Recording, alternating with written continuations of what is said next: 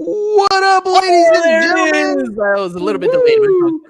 Well, it is SHIT. So happy it's Thursday. And we got a good one for you. 2 attorneys in a row. What's up with that? Woo woo. Let's find out. Shut up and sit down. The Business Bros Podcast was created for you. Learn from the business professionals who come to share their stories. Find out what's working in business, on social media, what's hot and what's not, straight from the mouths of successful entrepreneurs out there doing the real work. And now, welcome to another episode of Business Bros. Well, ladies and gentlemen. You want to drop that fire? Boom. There it is. It is another beautiful day for the Business Bros Pod. And as always, we're so excited to bring to you an incredible guest who can help you in time of need. Our guest has an extensive background in business and corporate law and has represented companies and high net worth individuals in real estate transactions, entity formation, and contract negotiation. She then went on and founded her own law practice with a desire to strategically address the financial and legal needs of hardworking individuals undergoing a family law related dispute. These family law disputes can get, well, messy would be a huge understatement. How about explosive or disastrous and volatile? Yeesh. You know, it's a situation that most people never expect to be in and nobody ever wants to be in. I hope that our listeners never have to face something like this, but if you do, you'll want someone like our guest fighting in your corner, fighting for what's right for you. Joining us from Braunstein Law, APC, and bringing with her a wealth of experience and knowledge. Welcome to the show, Alana Braunstein.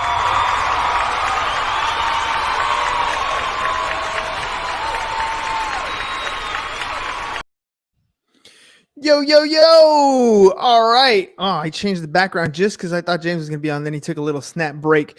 Alana, I am so pumped to hear about some of the corporate stuff that you've been into. But before we get into your professional life, tell me a little bit about you. Who is Alana and how'd you get into law? Well, I had a background in real estate. In my undergrad, I was one of the generations that graduated during the recession, and I was really unhappy. So I always wanted to go to law school. It was something I was petrified of, and I just took the risk, and I went into law school. So I stayed in San Diego. I went to my undergrad at San Diego State, and I pursued. Go Aztecs. Yeah.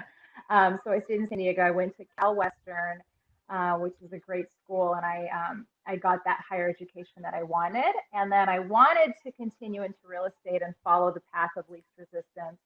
And then really early on in my career, I just decided to listen to my gut, my intuition, which is to go into family law and not continue into corporate and real estate. So even though I had the beginning of my experience of my career in that realm, and I worked for 2 large firms here in San Diego, I ultimately knew that I wanted to start my own practice, build my own business, and help families. So that's why I went into family law. What was it like doing the whole real estate game? I mean, my background is in taxes and accounting. I've had my real estate license for some time. I'm dipping my toes right back into the representation phase. Even though I said I wasn't going to, I got clients that just, that want to work with me, and I'm more than happy to help them out. I love that space. Like, it's really cool to be able to give somebody the opportunity to find their home that they love, that they're going to grow as a family and make memories in, or vice versa. Time to move from this particular place and move up to another place, or whatever the situation is going to be. It's pretty, it's very traumatic for a lot of people, the whole transition of buying or selling their home. It's some of the biggest financial transactions that they're going to have in their life. And I feel I'm geared towards helping through that stressful point. One of my favorite parts of tax practice, for example, is being able to listen to somebody's entire story throughout the year and then kind of pull pieces that are going to help them out. I feel like my temperament is there. And, going from real estate to law, I feel like your temperament was there too. Why the family law? Well, actually, so the real estate law practice side of it is actually really mundane and not very exciting. Sorry, I lost you. I can't see you there. Oh, it's okay. You're good. We're playing with the Can I cameras. keep going? Oh, okay. Yeah. So, in my practice in the corporate and the real estate side of it, I was not fulfilled. It was a Oh, now I think we did lose her. There you go. You're back. We'll just leave it on the multiple screen, James. By the We'll just way, leave it like that. I got a nice little background I now. Check noticed. that out. I was totally gonna change it like on an off-screen moment. Speaking of which, off. I've been through this whole process, asbestos abatement through my kitchen because of a leak that happened upstairs. And so as I'm making your announcement, I've got one of the contractors knocking on the door like, hey, I'm trying to talk to you. I'm like, man, I told you I'm going to be on a call. Well, anyway. Yeah, I mean, that sort of stuff happens. Alana, you got cut off here. Your screen went blank, but I want to come back to you. Sorry. No worries. As a real estate lawyer, it was kind of mundane work. I didn't get to experience any of the client interactions, and I didn't get to finish the deal. It was just not very interesting to me. But I learned a lot, and I met some great connections. And I actually started seeing a lot of clients that were getting married, and then, for example, didn't have a prenup or had questions that always related to family law, and I was really interested in helping that side. So ultimately, I went into family law not only because of that, but because it's just truly kind of an area of law that always fascinated me. It's something I wanted to read up on. It's something I wanted to practice and help. And it's the perfect combination of litigation and transaction.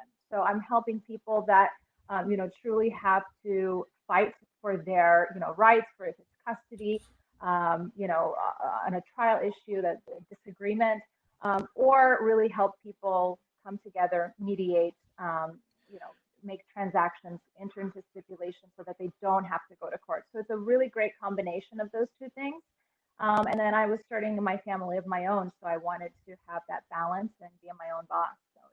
So let's dig into some of this family law stuff, because that really gets interesting. Being coming from a tax background, when I sit with a client at the end of the year or at the beginning of the next year, really, the question is always kind of the same. It's like, tell me what happened this last year, and it's always, everybody's story is different. It's we got married, we got divorced, somebody died, somebody was born, all these different life events happen, and as a tax preparer, we're kind of figuring out what best fits for them as far as their tax situation. But there are some things in life that we know are inevitable. We are going to die, right? We can plan for that ahead of time. There's things like what happens if for some reason you and your spouse decide not to be a couple anymore. You can have preventative things put in place. And then no, it's not an omen. You're not doing things, with the intent of failure, but you're doing things in case of failure.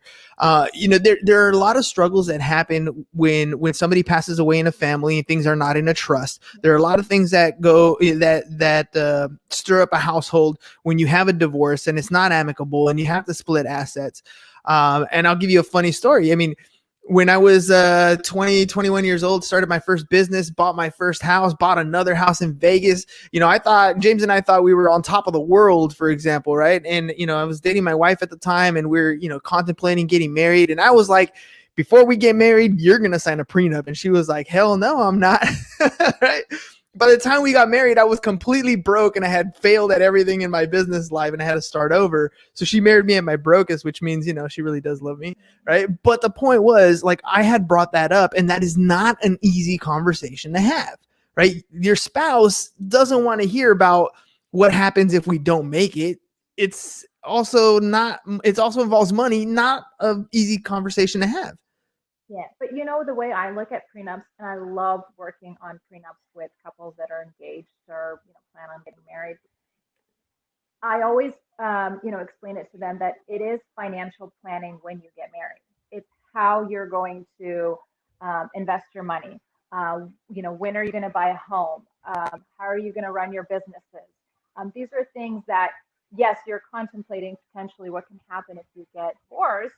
But you're also really figuring out what it is, how you're going to manage your finances together when you get married. And then one of the number one reasons that couples get divorced is because they don't talk about these things. They don't know how much debt they're marrying into. They don't know how much money they're marrying into, really. And so there's a lot of unknown uncertainties. And I think first and foremost, couples should absolutely talk about that. And some couples actually get, therapy, kind of have a therapist bring that up. And so there's a softer way of looking at it. But at the end of the day, when you see an attorney, the attorney's job is to give that legal, perspective and explain to them what they're entering into, because many people don't know community property law when they decide to get married. And so then they're kind of hit on the head about, dividing their retirement, and when they didn't really expect that would be the case.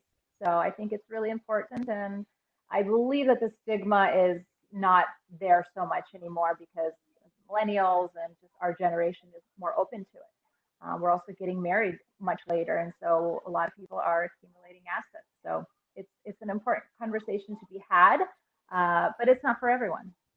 Well, I want to dig a little bit deeper on that, but before we go further, Vidal, one of our loyal listeners, also host of Lunch with the Shark, has a question. Well, actually, looking for a recommendation. If you know an attorney that can handle a claim of a class action lawsuit.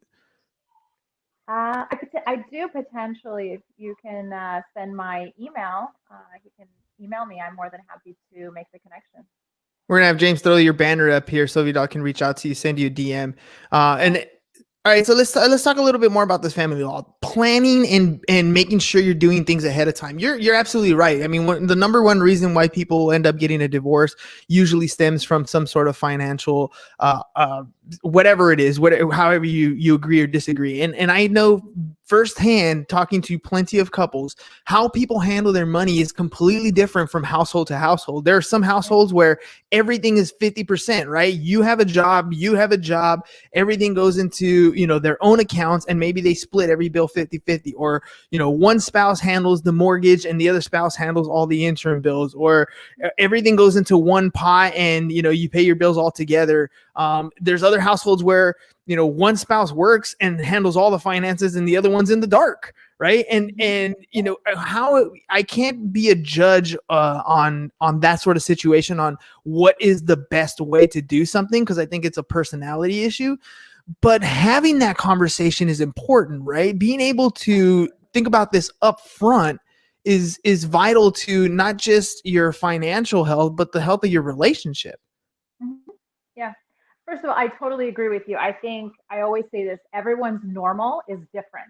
So I'm not really surprised when a client comes into me and says, this is how we've been married. This is our marriage, and he's always ran the money. I don't know what's going on, or vice versa. The woman is, putting everyone on a budget, and that's how it is. Everyone's normal is different.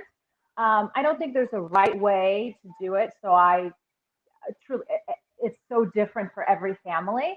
But I will say that when one of the spouses is in the dark, or doesn't know what kind of bills are paid, how much money is being earned, that's always just to your detriment, to that person's detriment. So I always recommend to be in the know and have an open discussion, even if one of the parents is a stay-at-home parent. That's still a job, one that not all of us can handle, really. These are really important discussions that should be had, whether it's with your tax specialist or, with an attorney if you're contemplating marriage. And again, having that discussion about how you're going to manage your finances. What types of questions should a couple come in asking? There's a ton of different scenarios, obviously, but there's got to be a set of, some sort of guideline to help give people a sense of what I should be asking going into a new marriage, or going into, sometimes you call it a marriage, but partnerships in corporations are very much like, having a marriage, whether it's a general partnership, a limited partnership, or you're all putting in money into a stock or an S corp, whatever it's going to be.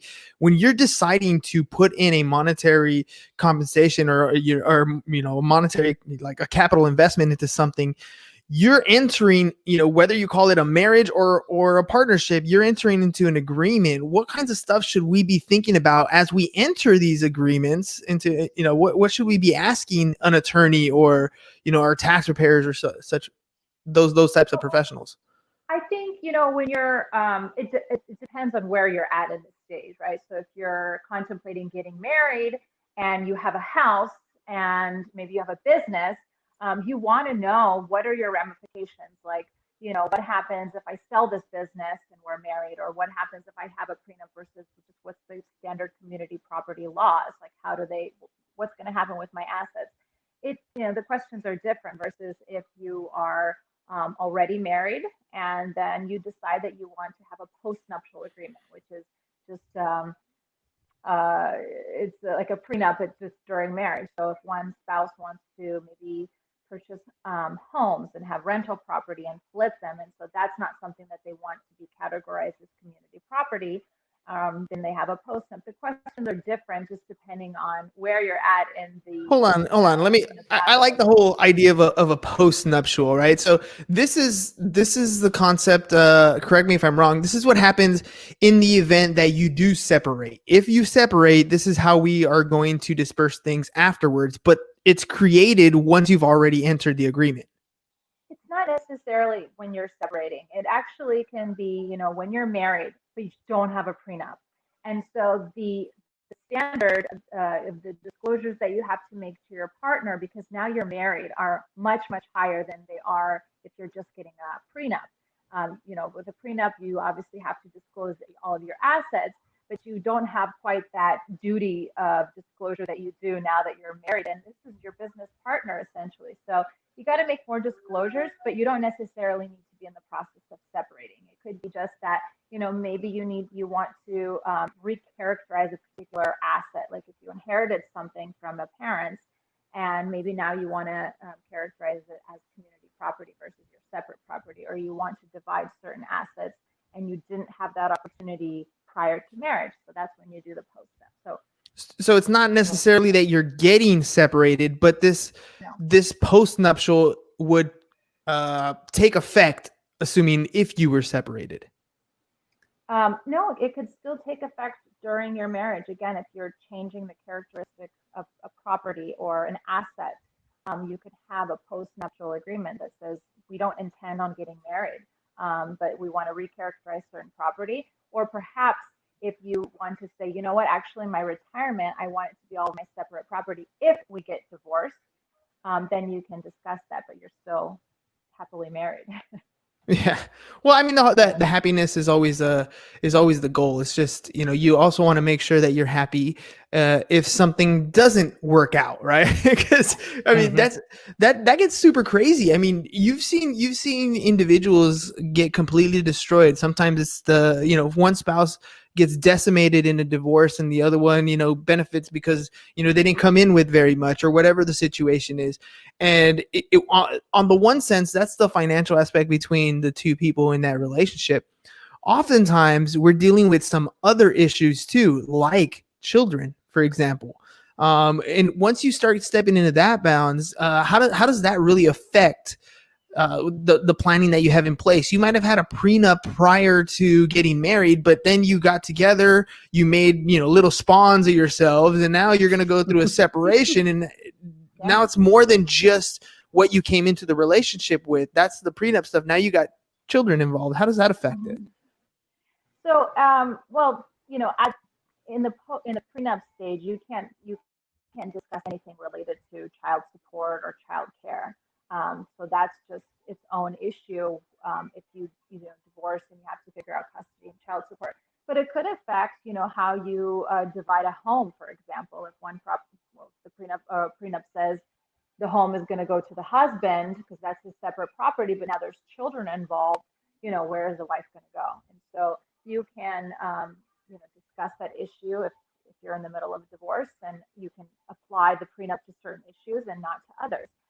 But with respect to custody and child support, I mean, it's just our California law where you're not allowed to include that at any portion of the prenup.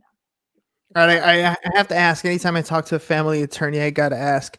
The guys always get screwed, or at least that's the stigma, right? How do we prepare ourselves so that doesn't happen? I feel like, being a male, we're notorious for not wanting to ask directions, right? We don't need help. We'll figure it out ourselves. And that, oftentimes it gets us to do a lot of things where we do end up figuring out ourselves. But in situations like this, when the law is concerned, when your future is concerned, trying to go about it and figure it out yourself is not really the way to go. So if something was to go down, what should we do as, and I'm not going to just say male or female, but what should a spouse do if they're in a position where they're like, I'm unhappy in my marriage and I'm thinking about separating? What are the steps? What's the process? Well, I think every situation is different, so I can't even like give any tips like, oh, on custody or the home. But if you are contemplating a divorce and you have a family and you have a home and you're not sure how that's going to affect, this new part of your life, whether you can afford it or not, um, seeing an attorney, some attorneys charge, some attorneys offer complimentary consults. I know I offer the first half hour is free, but the ability to give a person a rundown of the law and what to expect is great because knowledge is power. So once you know what to expect, once you know like whether you would be paying spousal support or not, or how custody potentially can be looked at, you're better prepared to have that discussion with your partner because I believe the best kind of divorce is the one that the two parties are involved in.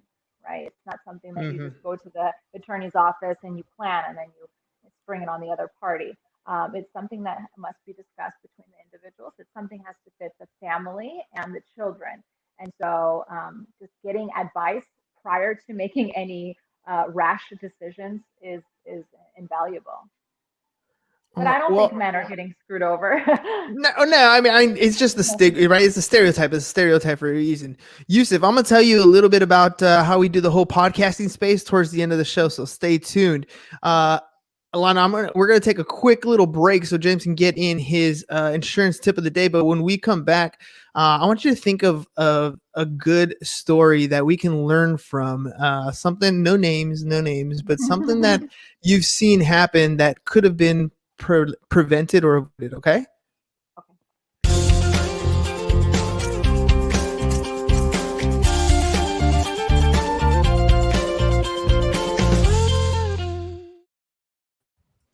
Nice intro. Appreciate that.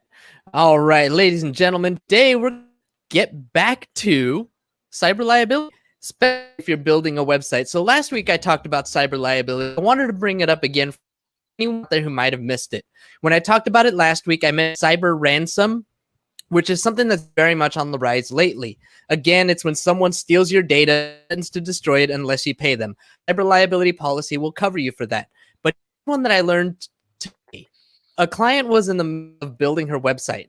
She did what many of us have done, did a quick Google search to find images that she needed to page. Well, guess what? This client did not ask photographer for permission to use those photos, and the photographer sued for damages, claiming that their images were generating income for the client. The case went to court, and although the photographer won, the client only had to pay a small deductible, and the rest of the claim was paid for by her cyber liability policy. So first of all, make sure you get a photographer's permission before using their images on your website. Okay, lesson number 1.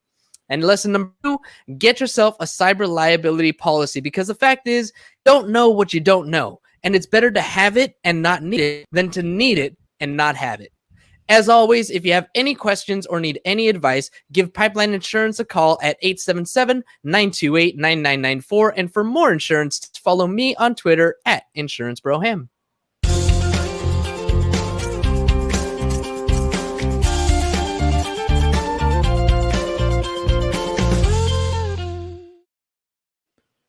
Man, we all make them kind of mistakes. I know I did at the beginning. Hopefully I never get sued for something like that. Lana, what kind of stuff have you seen in your space that could have been avoided?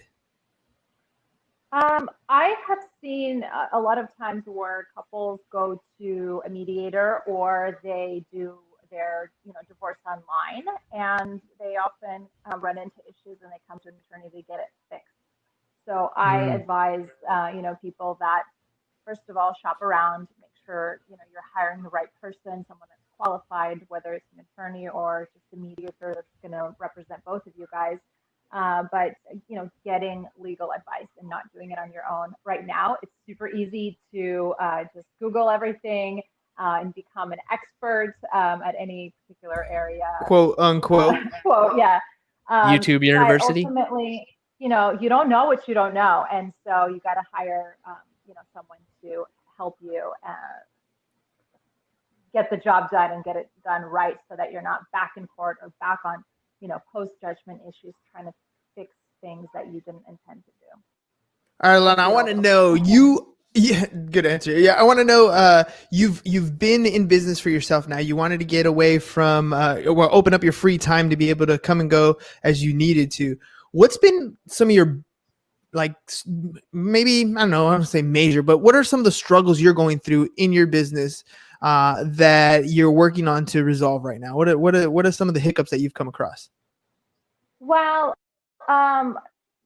being a good attorney and a good business person is critical for me. I've realized that I need to delegate the things that are not worth my time. It's not legal practice, right, or marketing and building my business. And so I've really, I think over the last 3 years, really tried to cultivate that and to delegate people. And it's hard to find individuals that you trust, individuals that, see your vision, but, growing that staff so that I can do legal work and work on my business as well. So what kind of marketing stuff are you doing? I mean, obviously you're doing the Business Bros podcast, but other than that, I do SEO, and so it's been good. So people like around my office. So my office is in Del Mar, Solana Beach, are able to easily find me, whether it's a prenup or a mediation of their divorce or just custody representation. So if they Google me, they can find me that way. I also run like these helpful memes on my Facebook page. And I have to be more consistent about it, but I just try to provide that like very quick snapshot of some quotes or value-based, memes about the law or just what to expect. And that's been really well received because I think it's important for other, attorneys and professionals to know me and to just automatically go look my face and say, oh yeah, she's the family law attorney that I want to refer clients to. So that's something that I'm working on, but I'm afraid to try like TikTok or anything like that. So maybe later. I don't know. well, it's a matter of being consistent because you want to put your face and your business in front of people so they know what it is you do. And so Yusuf had popped up on the question here, and he was asking about how do we do this whole podcasting thing? And I keep going back to it, and I'm super passionate about it because podcasting has changed the way I do any of my prospecting. Literally, like you and I would not have met if it wasn't for this podcast, right? And I'm able to meet somebody new every single day. And some of the relationships bloom into something more and we do more business together. And some of them, like anything else, it's great. We know each other now and we've made a connection, but it doesn't bloom into anything, financially substantial or anything like that, but we've established a relationship. Yeah. And I think, that aspect of marketing is what's fallen by the wayside today. We're not able to go to networking events. We're not able to shake hands. We're not able to have that human interaction. So we got to find another way to do it. And, I don't know how much how you feel about the whole creating a podcast thing, but it really, really does open the door to being able to talk to somebody new every single day. So I'm just going to flat out ask you, have you thought about starting your own podcast? I have. I've thought about like cultivating an Instagram and podcasts and stuff, but I just don't know how much information people are really willing to receive. And I know it is a time commitment as well. So that's kind of my issues, but I like to be a guest on a podcast. That's definitely the fun part, right? Being the guest is the easy. That's the easy part. Well, here's why I asked. Like, so when I talk to people about building their own podcast, I always try to tell them it's not about building or being the next Joe Rogan. That's not how I want you to look at it. I want you to look at it as how can I meet the people that I want to do business with? How can I get in front of them on a regular basis? And being in sales, I mean, you're in sales, right? It's difficult to get a 5-minute sales call with somebody, but it's pretty easy to get a 30-minute podcast episode with them, right? And so if you develop a show or a concept idea along the lines of, where the guest that you're trying to get on your show is your ideal client, then you can have something that you're going to be doing anyways. You're going to be prospecting on a regular basis. You're going to be making your sales calls. You're going to be following up. You might as well do it in a way that brings them value. What do you think of that? I think it's a great idea. Now I know what you're on to. So, I mean, I'll give you an example. I got somebody that loves to do like party planning, right? She's amazing at it. Every single party you go to, everything's themed: the table, the banners, everything, the little candies, the little whatever, the cake, all that stuff. And when COVID happened, like, now she's not able to do that as much. And what I was telling her, I was like, look, what you need to do is continue to show people that this is what you're doing, right? So when you walk to the store and you're like, oh my gosh, look, if I get this marshmallow and this thing, look at what it creates. This is how you create a little Mickey Mouse or whatever for your next home party. Or I'm at home and I wanted to design this wall so I can take pictures on it. So I got paper plates and I put them like this, and this is how I did it, right? People want that valuable information. If you're going to develop a show, for example, if you're, I was thinking if I get back into real estate, I should have another show, a spinoff, where all I'm doing is interviewing homeowners, and they may not have done a transaction with me, but it doesn't matter because every single person that I'm talking to is a potential client. And if not that they're a potential client, their friends and family are. So I got them on the show, and at the same time, they're going to refer stuff out to their friends and family. And it's just a matter of having a conversation, right?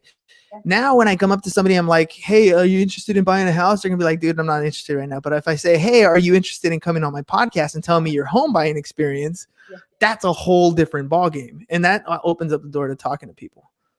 Well, I think the issue is just capturing someone's attention and making sure that they put, a name to a face and a title to your face, right? So that if ever the need comes up, whether it's family law attorney or tax planning or a real estate agent, they know who to call because they remember that experience with someone.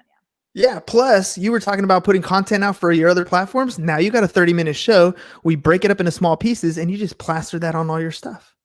Pretty simple to do. All right. Well, I don't want to, show up and talk. That's it. That's all you got to do is show up and talk. And then, let everybody else handle your social media content for you. We can definitely help you out with that. All right. I'm going to let Alana go here because she has 2 little ones that she's got to get back to. So we're going to make sure that we stick to our commitment, our 30-minute time. So Alana, thank you very much for being a part of the podcast. Thank you so much, guys. This was really fun. I enjoyed our time. Ladies and gents, SHIT, y'all. So happy it's Thursday. And we'll see you again tomorrow. Peace. Bye-bye. And I'm out. Okay, thanks. Thank you for listening to the Business Bros Podcast. Are you looking to get more clients or to increase your income? Hernan, the business bro, can help you generate referrals through the power of podcasting. And James, the insurance bro with Pipeline Insurance, can help you effectively add insurance to your existing business.